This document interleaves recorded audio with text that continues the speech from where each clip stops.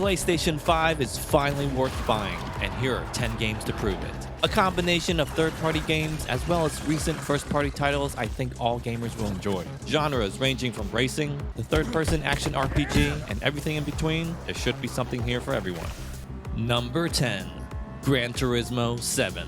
Developed by Polyphony Digital and published by Sony Interactive Entertainment, GT7 is the 8th mainline installment in the Gran Turismo series. Returning features include a single-player campaign, special events, championships, driving school, used cars dealerships, and the ability to upgrade your vehicle at a tuning shop. In addition, you also get features introduced in GT Sport, such as Brand Central and Discover. My favorite new addition, however, has to be the menu books from the GT Cafe. They're basically single-player campaign missions that offer a deeper insight into the world of car culture. Having been released on the PS5, you can also expect new next-gen upgrades, real-time ray tracing effects, 3D spatial audio, reduced load times, advanced haptic feedback, as well as adaptive trigger support. The PS5 DualSense really adds a new dimension to the gameplay, I have to say. You can definitely feel those expansion joints while driving on the Tokyo highway stage. You know, those little bumps in the highway. Other cross-gen features include dynamic time and weather effects, as well as high dynamic range. Those replays will have your eyes glued to the screen every single time.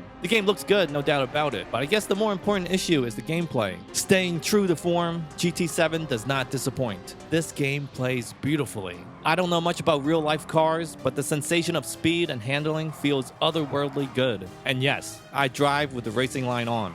Fight me. With a plethora of single and online multiplayer modes, there's plenty to see and do. Race in 2-player split screen, or go head-to-head against a friend in Kowloon, China. Alright, I made that last part up, but trust me, the game has plenty of modes to keep you busy for a while. Number 9.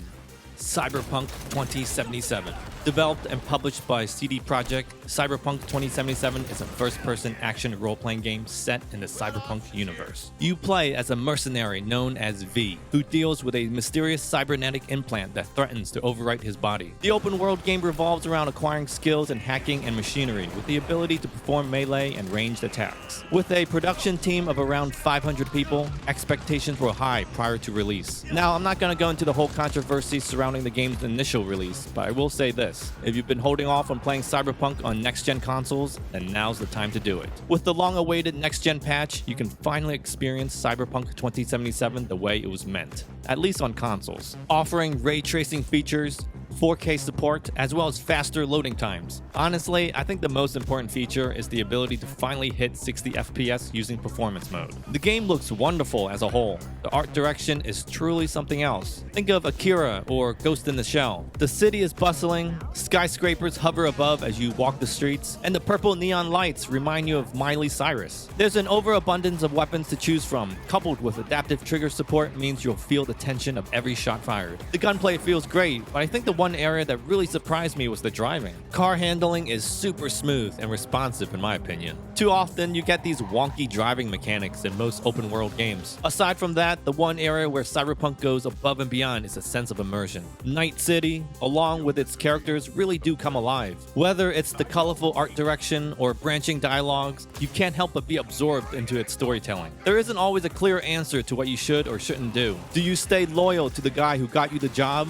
or do you betray him in exchange for a bigger payout? Making these tough decisions on the fly is not only exciting, but really makes you question your own sense of morality. The game isn't perfect, however. Some gameplay design can make objectives a little unclear, but as a whole, Cyberpunk 2077 is definitely worth checking out. You know what's also worth checking out? The new Super Thanks feature. It's just a small way to show your support for the channel. Wink, wink. Number 8. Tales of Arise. Developed and published by Bandai Namco Entertainment, Tales of Arise is an action role-playing game with a big focus on evading and countering enemy attacks. It is the 17th main entry in the Tales series. The game revolves around the opposing worlds of Dana and Rena. Rena? You play as a slave called Iron Mask. You know, because he wears an iron mask. Spoiler alert, it gets cracked and you see part of his face. You journey through the land with a couple of other people trying to end Renan's oppression over the people of Dana. The story isn't going to win any awards, so please don't come into this hoping for that. The battle system is where it's at, and boy does it deliver. Like in previous Tales games, you control the main character freely during combat. Interactions with other characters in your party is based on a simplified gambit system where you choose how you want them to act during combat. It's a little like Final Fantasy XII, but just just not as intricate or in-depth. The best part about the battle system is just how smooth everything is. Perfect counters grant you an additional hit on enemies, while meeting certain battle conditions give you a boost strike, allowing for multiple party members to perform a devastating attack, which are just simply beautiful to look at. I might not know exactly what's going on, but man, does it look good. Running at a smooth 60 FPS on PS5, you'll be glad you upgraded to next gen. Great character animations and gorgeous environmental detail help draw you into this fantasy world even more. Unfortunately, the game does get bogged down a little with its storytelling. Far too often, you'll have to press the R1 button to see the characters interact, which isn't terrible, but does get somewhat repetitive. An easy to understand skill panel allowing you to learn additional attacks, as well as the ability to upgrade your weapons. Other than that, there isn't anything here that should surprise role-playing veterans. It's a great game if you're a fan of the series, and a great way to get back into the genre if you've been away for a while. Number 7. Resident Evil Village. Developed and published by Capcom, Village is a direct sequel to Resident Evil 7. Once again, you assume the role of Ethan Winters as he searches for his newborn baby daughter who's just been kidnapped. The survival horror element is still present from previous games, but with a greater emphasis on creating a cinematic experience. There is a very movie quality to how the game looks and plays now, I've noticed. More swooping camera angles and more detailed character animations lend a hand to that. The gunplay does take a little getting used to. Gone are the days of slow, lumbering zombies replaced with werewolves that move a little more organically. It does provide a sense of newness that wasn't apparent in previous games. Village looks very good on the graphical front when playing on the PS5. Ray tracing and volumetric lighting really help add that extra layer of immersion. I just wish there was a little more interactivity with objects within the environments. It would have been cool to see a room get completely torn up after an intense gunfight or something. Facial animation is also a step up from previous games. Again, you can clearly see the push for a more cinematic look. Environmental puzzles have also been kept to a minimum. Overall, the game just feels less grounded in reality. Not that Resident Evil was ever meant to be grounded in reality, but there seems to be more of a supernatural element this time around. It's a great game whether you're a fan of the series or not, and it doesn't necessarily require much knowledge from the previous title either. Number 6. Elden Ring. Just so you guys know, I've been trying to beat this stupid Egyptian cat for the last 2 hours. Elden Ring is an action role-playing game developed by From Software and published by Bandai Namco Entertainment. A key selling point I kept hearing about before the initial release was that it was the first open-world game from the creators of Dark Souls. Also, that it was being made in collaboration with fantasy novelist George R.R. Martin. Two things I could care less about, so you can imagine my excitement going into this. Similar to the games before it, Elden Ring is hard. If you like Demon Souls or Dark Souls, you'll feel right at home. Newcomers might be scared off by its difficulty, but I will say, it's slightly more forgiving this time around. The ability to skip certain enemies and more frequent checkpoints help ease the frustration.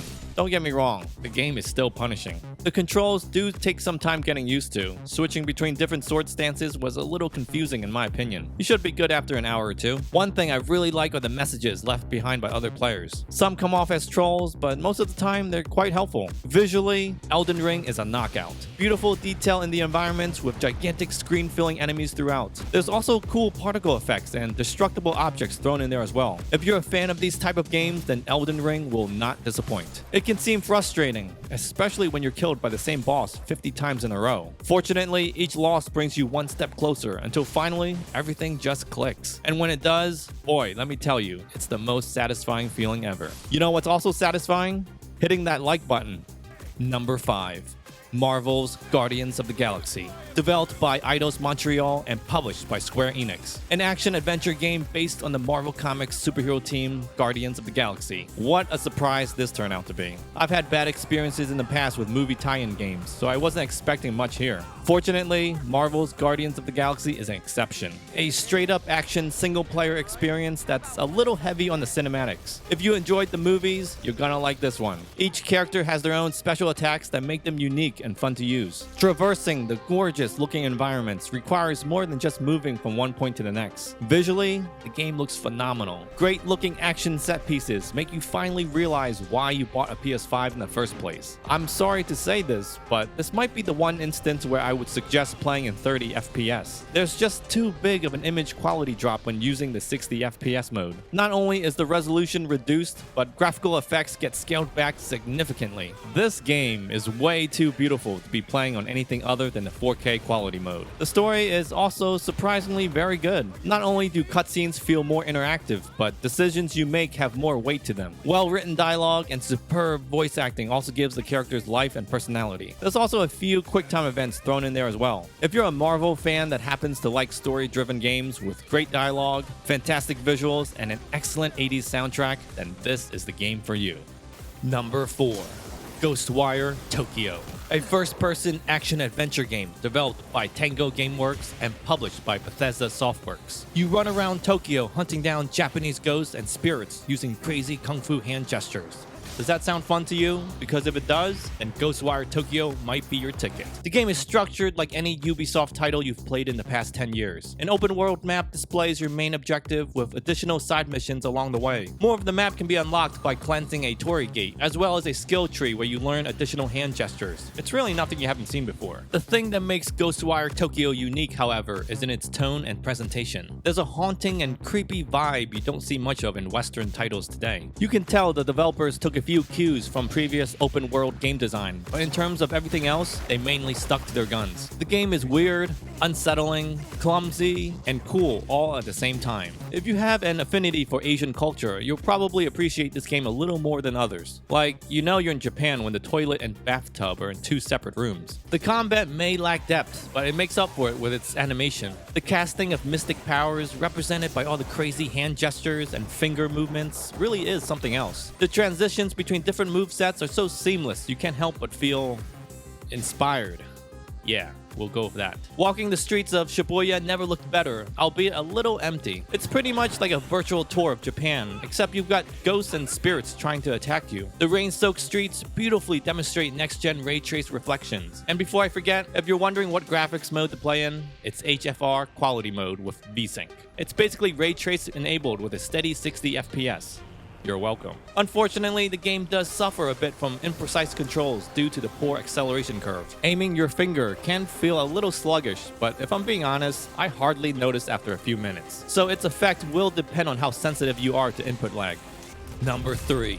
Returnal, a third-person roguelike shooter developed by House Marquee and published by Sony Interactive Entertainment. Returnal has you playing as a space pilot who's stranded on an alien planet. On top of that, you're stuck in a time loop. Each time you die, you start back at the beginning, right after your ship crash lands. Armed with nothing but a spacesuit, you're left to wander the environment, looking for high-tech weapons to fight the opposing alien life forms. Each firearm has its own style and unique way of handling. The best part is seeing what the second alternative fire looks like. Now, I'm not the biggest fan when it comes to roguelike shooters, but Returnal is unique in that it has a compelling story behind it all. From a gameplay perspective, Returnal feels like a pure arcade shooter. Once you get the hang of the game, you realize that its design isn't very much different from Super Stardust HD or even Resogun. It's fast, kinetic, and addictive. The only difference now is that there's a captivating story to go with all the action. Released as a PlayStation 5 exclusive, developers have taken full advantage of the system hardware. Advanced haptic feedback support, 3D spatial audio, real-time ray tracing, reduced load times, as well as other visual highlights within the game. Beautiful looking particle effects and destructible objects during intense shootouts make you really appreciate the new technology on display. A myriad of colors and explosions coupled with a pulsating soundtrack that make you stare at disbelief.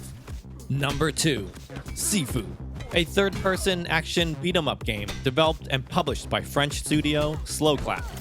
Did I say that right? Oh well, doesn't matter. I'm sure there'll be someone in the comments correcting me. You play as the child of a martial arts master who has just been murdered. Having spent 8 years training in isolation, you're now ready to take your revenge. The game has a neat mechanic where every time you die, you're resurrected by a magical talisman. Each time you're brought back, you age up, but also gain access to more powerful attacks. This was pretty cool, I thought, as the increase in age is also reflected in the character's appearance. The game includes over 150 unique attacks. Some moves can be chained together, while some can knock down or stun enemies. Weapons can also be picked up, and there's also a focus attack where you can jab someone in the eye. Didn't Bruce Lee do that to people? Combat is fluid, and the transition from one move to the next is seamless. I've seen a lot of kung fu movies, and I have to say, The choreography in this game is amazing, especially when you're whacking another guy with a steel pipe. It just feels so satisfying. Now, the one thing I have an issue with, and one that I wasn't expecting from this game, is some of the roguelike elements. When you reach a certain age, you die permanently and have to start from the very beginning of that level. Not only that, but you lose all new skills you bought along the way. There is a way to keep those skills, but it requires a bit of grinding. The levels aren't randomly generated each time you die, so it isn't like your typical roguelike game,